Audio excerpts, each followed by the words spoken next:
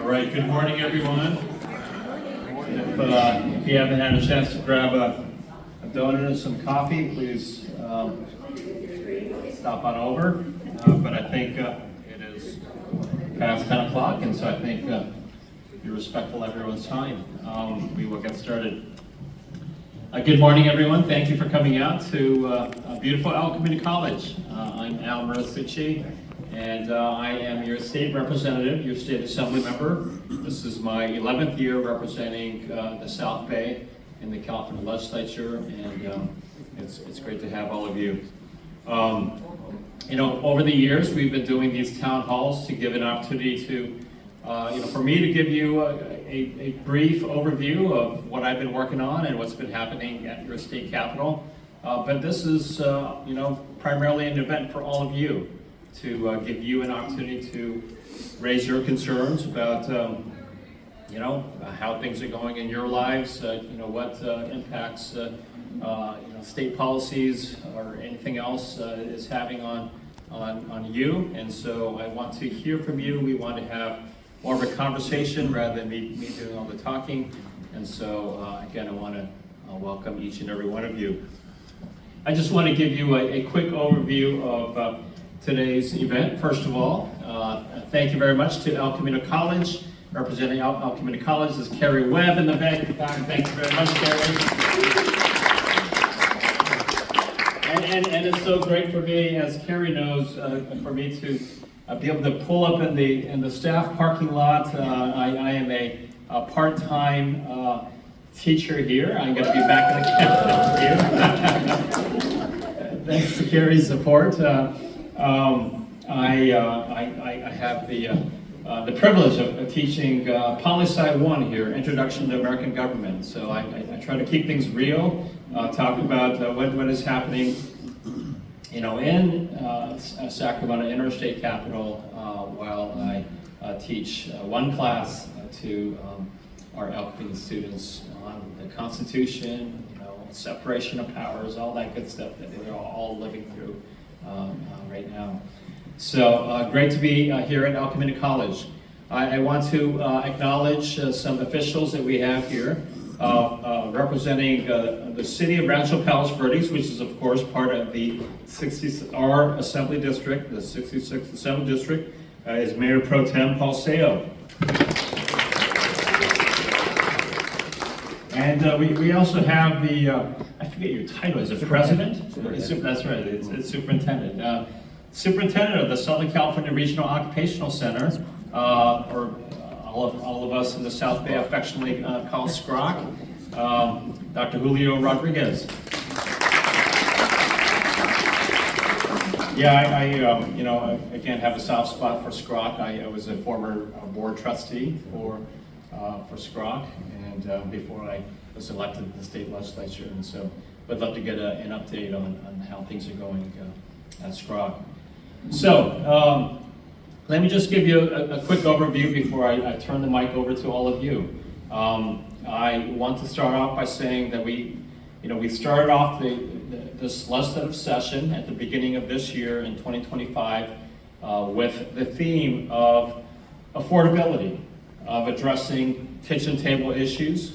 We know that too many Californians are struggling to pay the bills, address the basic concerns of day-to-day life. Whether it's anything from your electricity bills to your gas bills to the cost of housing or cost of groceries.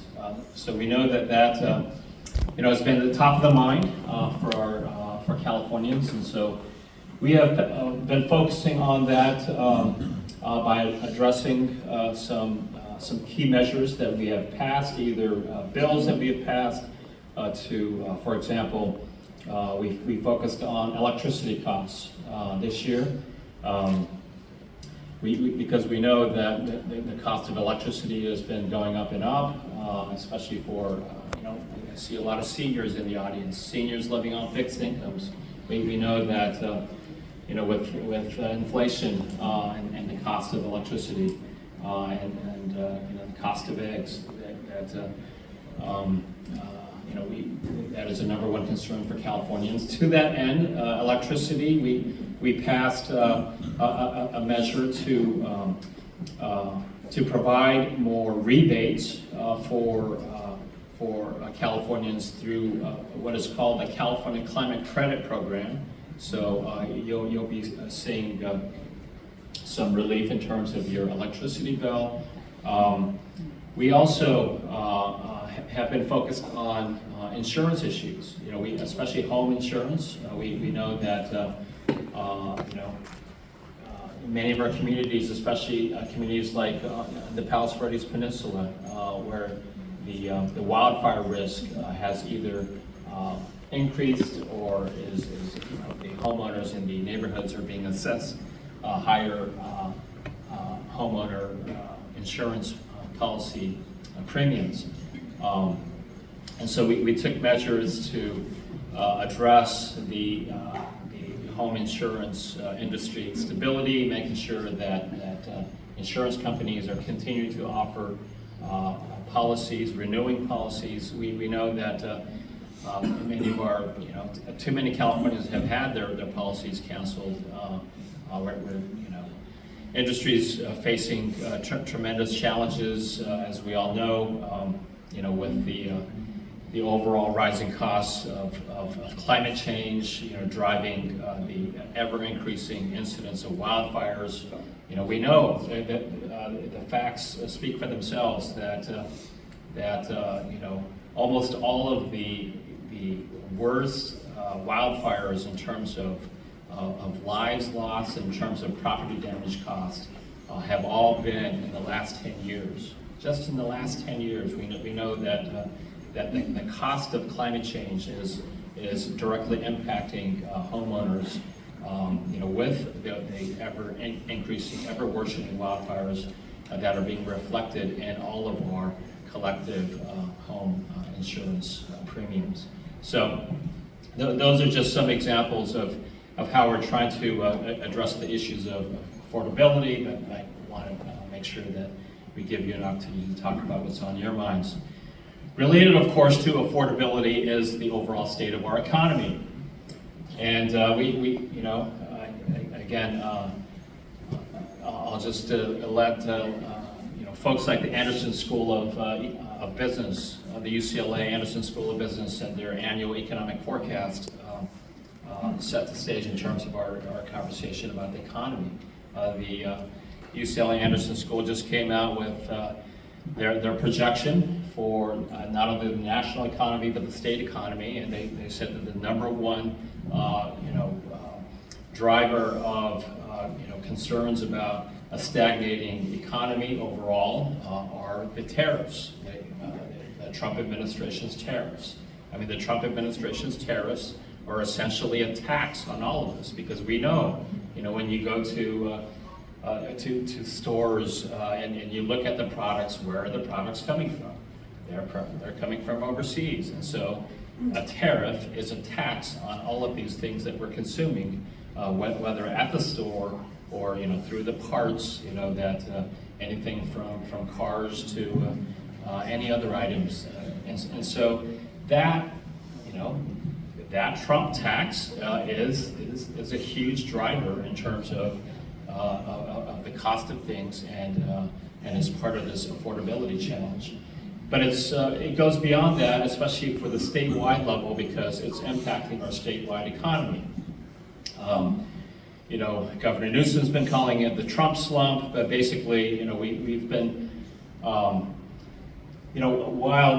the governor likes to talk a lot about how California has surpassed Japan to become the world's fourth largest economy in terms of our gross domestic product, a lot of that we know is being driven by the economic engine that is the Silicon Valley.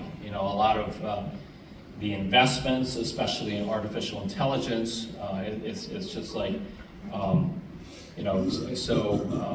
the stock market, especially in the high-tech areas, are doing well because of all the anticipated returns on the investments, especially in artificial intelligence. But what does that mean for regular Californians? That's the big concern. We know that while California has become the world's fourth largest economy, we're tied with Louisiana for having the highest poverty rate in the entire nation. California, and that again is tied.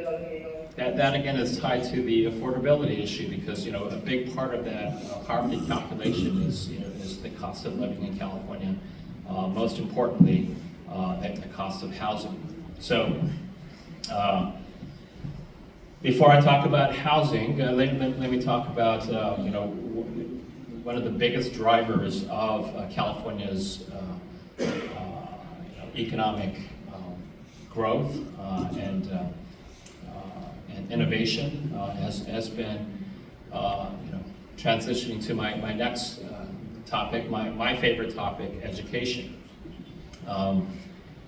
So for decades, state of California, the reason why we have Silicon Valley, the reason why we have the aerospace industry having showing signs of a comeback, especially right here in the South Bay with the growing commercial space industry, is much of the research and innovation that comes through our universities.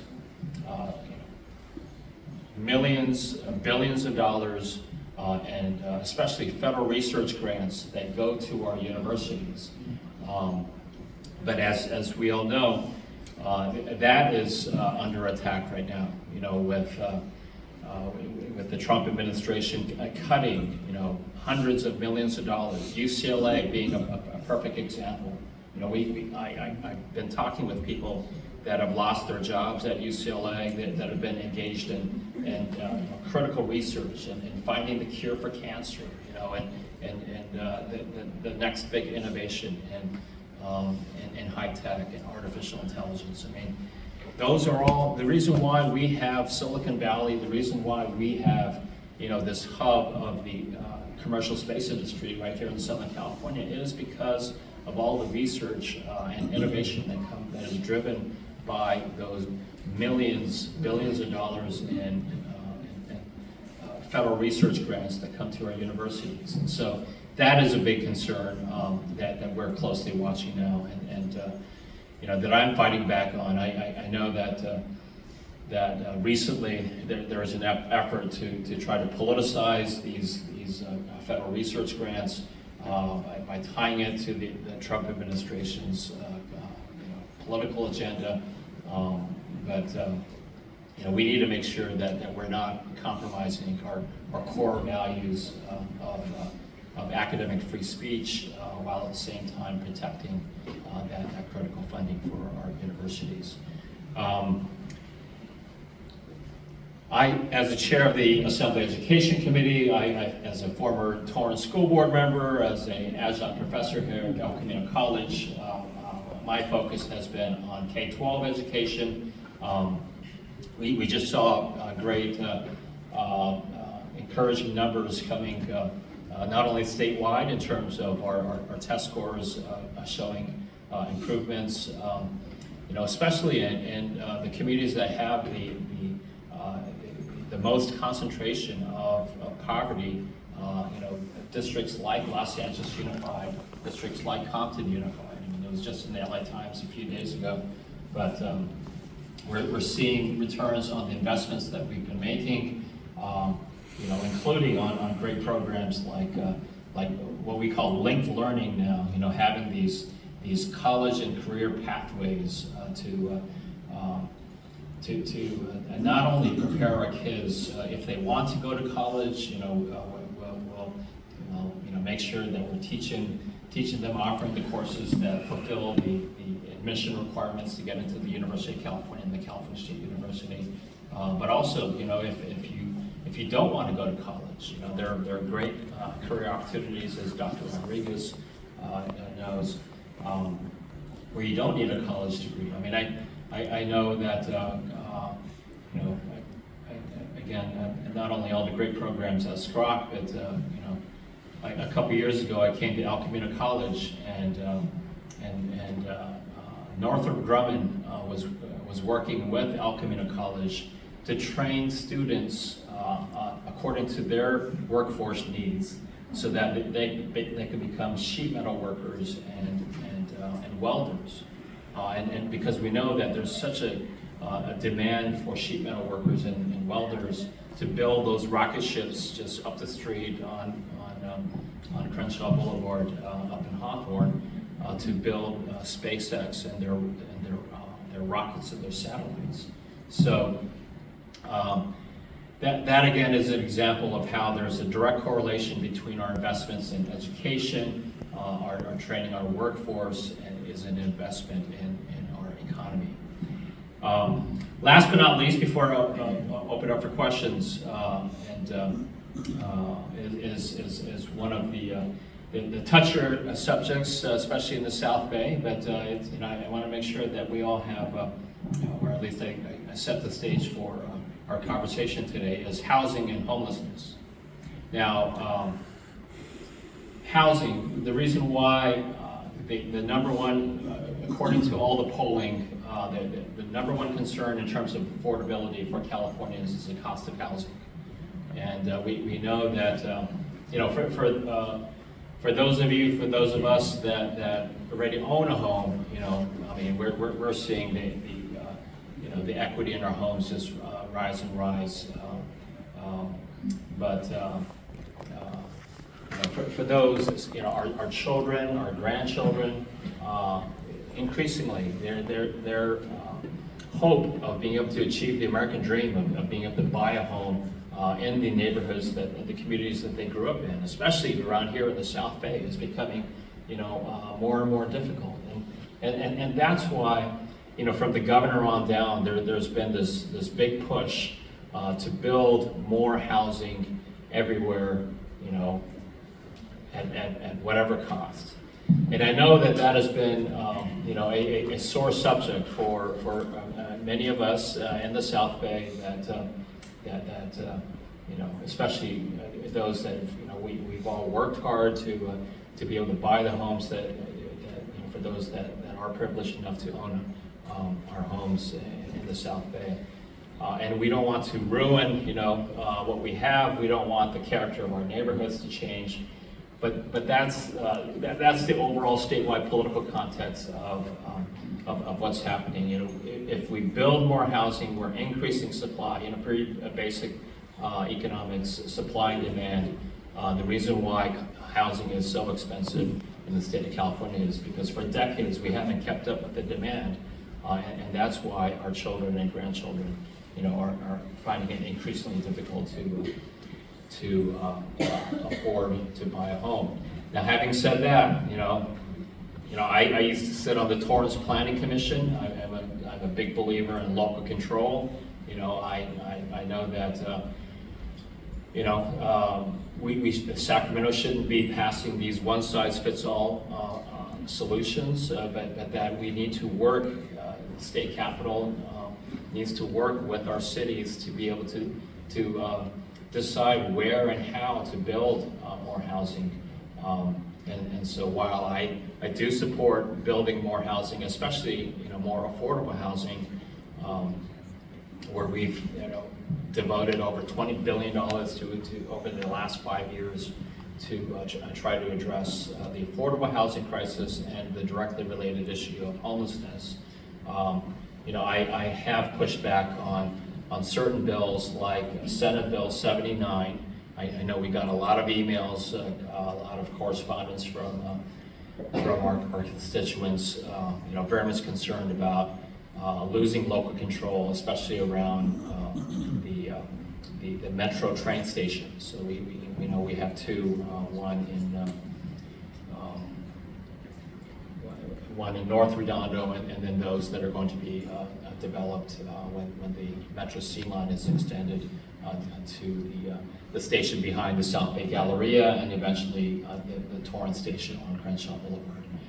So that is my overview.